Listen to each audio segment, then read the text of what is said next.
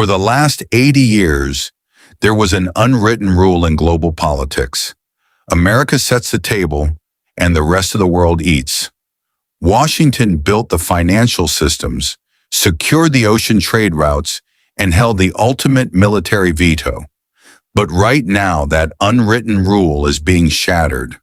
From the microchip labs of Shanghai to the shipping ports of Europe and Africa, a new reality is setting in. China isn't just trying to participate in the global order anymore. It is actively trying to rewrite it. Many people look at this rivalry and think it's just about a trade war or a sudden race for advanced artificial intelligence. But the truth goes much deeper than that. This isn't a sudden burst of aggression. It's the climax of a patient, multi-decade strategy. So why is Beijing choosing now to step out of the shadows and challenge the world's lone superpower? And how are they doing it without firing a single shot? The answer boils down to three massive pressure points: an economic trap, a technological race to the finish line, and what Beijing views as a historic window of American vulnerability. Let's break it down. First, we have to look at how the nature of global power has shifted.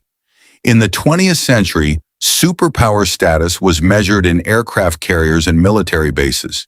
In the 21st century, real power travels through supply chains. For decades, China abided by the famous mantra of its former leader, Deng Xiaoping: hide your strength, bide your time.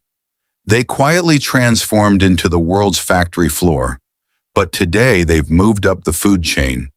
Beijing has built a massive monopoly on the green and tech industries of the future. To give you an idea of the scale, China currently controls roughly 80% of global solar panel manufacturing, 75% of the world's battery production, and over 2/3 of all electric vehicles.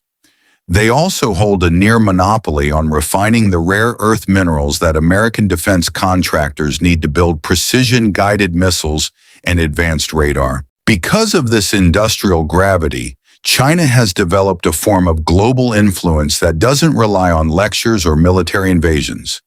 Through its Belt and Road Initiative, it builds the roads, the ports, the power grids, and the digital payment systems for developing countries.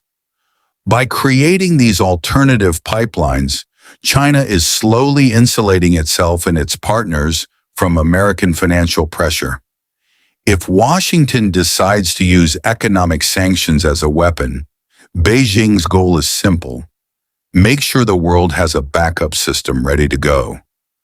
One that runs on the Chinese yuan, not the US dollar. This brings us to the second flashpoint: the absolute sprint for technological dominance. The ultimate crown of the modern era isn't oil, it's artificial intelligence. For a long time, Western tech giants like OpenAI and Anthropic held a comfortable lead. But Chinese AI startups have been rapidly closing the gap, rolling out massive language models that directly challenge American labs. President Xi Jinping has openly stated that China intends to become the undisputed global leader in AI. Geopolitical analysts point out that we are living through a highly unpredictable window. Following a series of high-stakes tariff truces and leader summits between Donald Trump and Xi Jinping, the relationship has entered a fragile state of managed trade and tactical stabilization. But some experts warn that this current détente, or pause in direct escalation, is actually a strategic gift for Beijing. While Washington focuses on domestic politics and adjusting its trade policies, China is using this time out to aggressively cement its positions in Asia, advance its computing power, and outpace the US in next-generation tech. And that brings us to the final, most critical reason China is challenging America right now: perception. In Beijing, the ruling Communist Party is deeply convinced that the West is in a state of irreversible decline. They look at America's intense domestic political polarization, its gridlocked institutions, and its fraying global alliances. And they see a superpower that is overextended and exhausted. Internally, Chinese leadership refers to this as navigating great changes unseen in a century. To them, the East is rising and the West is receding. Because of American unpredictability, even traditional U.S. allies are starting to hedge their bets. They don't necessarily trust China, but they are realizing they can't fully rely on a volatile Washington either. Recent global polls even show that in dozens of countries across Latin America and beyond, public perception of China has actually overtaken that of the United States. When countries begin to fear that American protection might turn into American coercion, they look for a backup plan.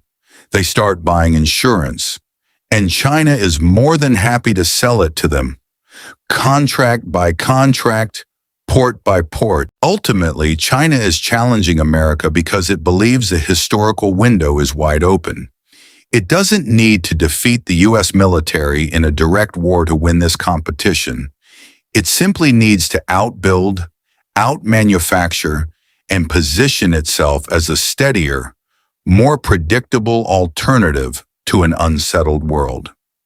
The 21st century isn't going to be defined by who has the loudest voice, but by who controls the networks that keep the world running.